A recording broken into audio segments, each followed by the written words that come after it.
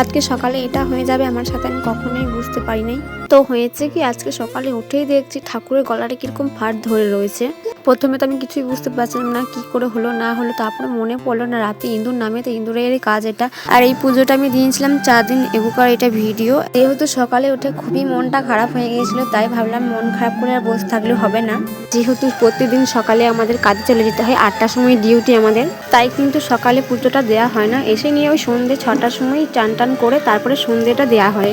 তাই আমি ভাবলাম আজকে আমি ডিউটিতে যাব না, কেননা কাজ কামাই করে আমি আজকে ঠাকুরকে পুজো দেবো। আর ভালো করে পুজো দেওয়া হচ্ছিল না বলে হয়তো ঠাকুরটা আমার আজকে ভেঙে গেল। আজকে কিন্তু বাসি ঘর আমি ঝাঁটপাট দিয়ে খুবই সকাল সকাল স্নান করে তারপর ঠাকুরকে আমি পুজো দিয়ে দিয়েছি। দেন একটা ডাব আমার ভাই আমাকে কেটে দিয়েছিল, যেগুলো আমার বড় নিয়ে এসেছিলো খেতে, কিন্তু ডাবটা খুব মিষ্টি। আর আমি পুজো আর করে দিয়ে তারপর আমি ম্যাগি খেয়েছিলাম। আর দুপুর থেকে খেয়েছিলাম ওই ডিমে আলুর তরকারি আর ভাত। আর রাতে হয়েছিল বেগুনি আর আলু ভাজা।